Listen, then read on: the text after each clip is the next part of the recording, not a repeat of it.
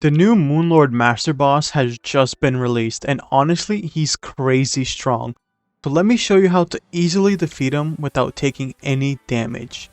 Alright, first thing that we want to do is come to this location on the map right here. The coordinates are -243 and -637. You know you're in the right spot if you find an opening in the wall right about here. Just go ahead and jump through or roll through. Then to your left, you're going to find another crack in the rocks. Just spam roll through that opening to make it inside the rock. Most times you'll go through right away, but in this case I had to find the right spot. So if you don't get in right away, just keep rolling and you'll phase through. You can see that I am now inside the mountain. We can look from the outside in and see the wall. We can even shoot through the wall like it wasn't even there. Same thing with the spheres. But from here, we want to go back up to this ledge and open our build menu and place down our pallet box. But we can't just place it anywhere we want. We have to place it by the entrance where we rolled in. Just go ahead and build. Now there are going to be some weapon requirements to this. What I recommend using is the multi-guided missile launcher, the Terra Prisma sword, and this one is optional, but if you have it, the plasma cannon. We'll talk about why it's not necessarily needed later. And as far as pals go, I recommend getting 4 goblins fully condensed in your team because when inside your team, it gives you 20% more attack power.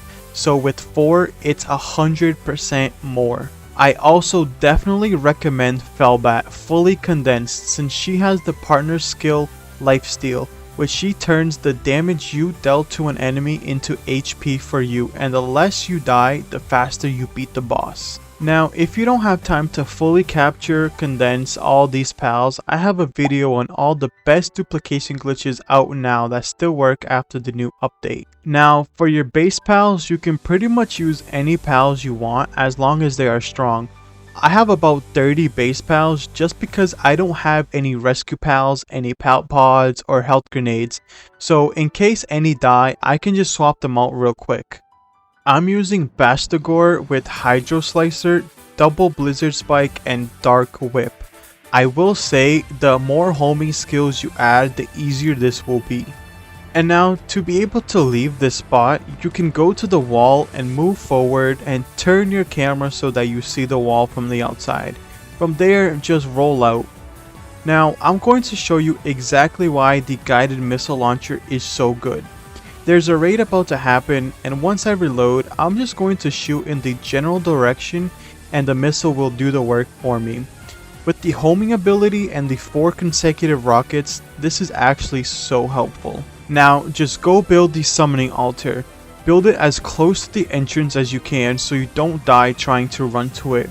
Once it's built, just place the Celestial Sigil Master Token inside the altar. You can get the Master Token by killing the regular version of the Moonlord boss. This method will also work with the regular version Moonlord as well if you don't have the Master Token yet.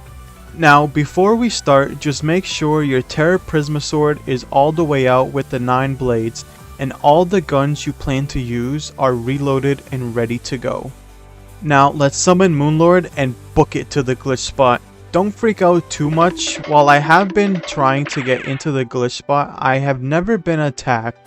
I'm not saying it won't happen, but you should be okay. Once you're inside, just quickly take out all your base pals. It's going to be a bit hectic at first, but that's okay. You're going to see that I die, but because our base is inside the glitch, we respawn back inside.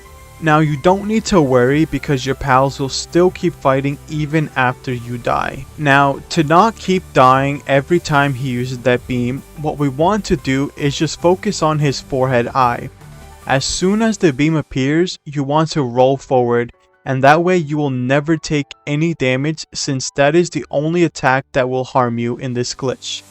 So once again, we focus on his forehead eye. As soon as the beam appears on screen, we roll forward to dodge the attack. Now, because I just spawned in, you'll see that my health is still pretty low. I'll call out my Felbat, and because the Terra Prisma swords are dealing damage to the boss, my health is dramatically going up. From here, keep spamming the missile launcher at the forehead eye, because once that's gone, we don't have to worry about dodging that overpowered beam of his. And don't make the same mistake I did when using the missile launcher. Don't just hip fire or it will just go wherever it wants. Make sure to aim at his eye so that it actually targets it. It took me way too long to notice that. But I'm going to keep the rest of this clip uncut. I'm just going to speed it up.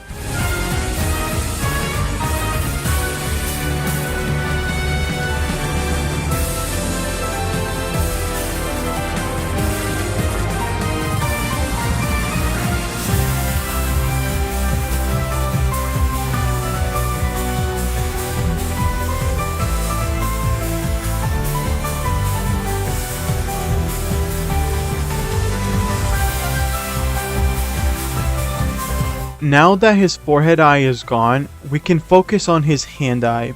Now if you remember, I said the plasma cannon was optional. I said that because the missile launcher can't actually hit the hand eye. The missiles just start going all over the place, exploding everywhere but on the actual eye. So we have to use a different weapon like the plasma cannon. But since you have the Terra Prisma sword and your base pals, they will take care of it. But if you want to speed up the process, you can use the plasma cannon or even any high level weapon for that matter. But the missile launcher is still useful because once both hand eyes are gone, it'll lock onto his heart, and with your pals all focusing on his heart and the 4 consecutive shots, that is a crazy amount of damage.